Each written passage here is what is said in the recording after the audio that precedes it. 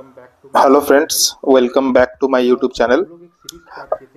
हम लोग एक सीरीज स्टार्ट किए थे टैक्स प्लानिंग स्ट्रेटेजीज। इसमें हम लोग क्या ना रियल जो क्वेश्चन हम लोग डेली फेस करते हैं जनरली उसे हम लोग डिस्कस करते हैं। उसका टैक्स प्लानिंग क्या हो सकता है वो हम डिस्कस करते हैं। आज का जो क्वेरी आया था उसमें सबसे जो क्वेरी था एसएससी है। ठीक है, एसएससी ने लैंड प्लॉट सेल किया दिल्ली में और ये इसने परचेस किया था 15 इयर्स एगो। ठीक है, 15 इयर्स एगो और उसे सेल किया। अब सेल करने पे इनका क्या क्या टैक्स प्लानिंग करके टैक्स सेव हो सकता है वो हम लोग डिस्कस करेंगे। फर्स्ट 15 इयर्स में सेल किया है तो ये एक एलटीसीजी है, इसमें तो आपको कोई दौरा ही नहीं है।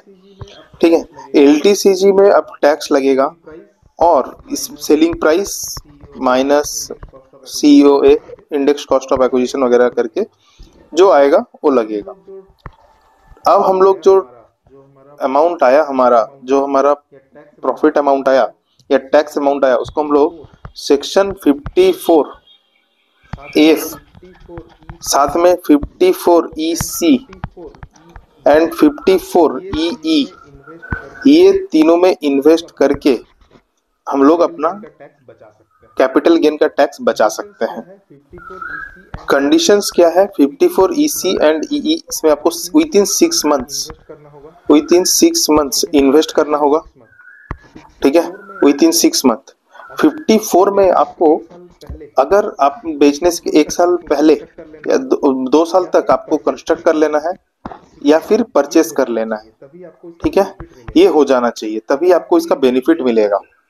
अगर आपने ये नहीं किया है तो आपको बेनिफिट नहीं मिलेगा। इसी तरह आप अपना जो टैक्स अमाउंट का है बेनिफिट आप मतलब बचा सकते हैं। ओके, टैक्स बचा सकते हैं। सेकेंड जो क्वेरी आया था इसी के साथ ही था। अगर सोचो कोई एसएससी है जिसने क्या ना समथिंग अमाउंट 5 लाख रुपये 5 लाख विड्रॉ किया फ्रॉम म्यूचुअल फंड। ठीक है, और ये म्यूचुअल फंड जो था ये एलटीसीजे के लिए एलिजिबल था। तब उसका टैक्स प्लानिंग कैसे हो सकता है?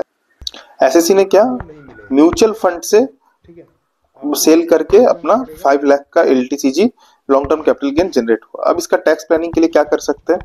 एसएससी को हमारा एडवाइस था सेक्शन 54 एफ में आप बेनिफिट ले सकते हैं, एग्जेम्पशन का बेनिफिट ले सकते हैं। ठीक है, आपको रेसिडेंशियल बिल्डिंग या रेसिडेंशियल प्रॉपर्टी एक्वायर करना होगा या फिर आप बना सकते हैं या कंस्ट्रक्ट कर सकते हैं। तो एसएससी का और एक क्वेश्चन था, उसने रेसिडेंशियल पर्पस के लिए एक लैंड ले लिया।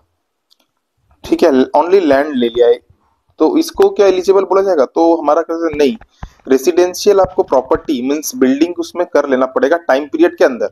आप लैंड ले लिए, लैंड के आपने रख दिया, ओनली 3 साल क्रॉस हो गया या फिर 2 साल जो होता है 2 साल में कंस्ट्रक्ट नहीं किया तो फिर ये बेनिफिट नहीं मिलेगा, तब फिर इसको नहीं मिलेगा। तो ठीक है, आपको फिर क्या करते रहना पड़ेगा?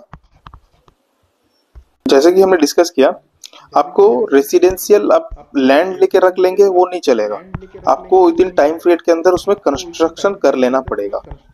ठीक है, तो ये था एक डिटेल डिस्कशन आप लोगों के लिए टैक्स प्लानिंग स्ट्रेटेजीज, कैसे हम लोग बेनिफिट ले सकते हैं या फिर टैक्स प्लानिंग कर सकते हैं। ऐसे वीडियोस मैं आप लोगों के लिए और भी बनाता रहूंगा। चैनल को सब्सक्राइब कीजिए, बेल आइकन को हिट कीजिए। Thank you friends.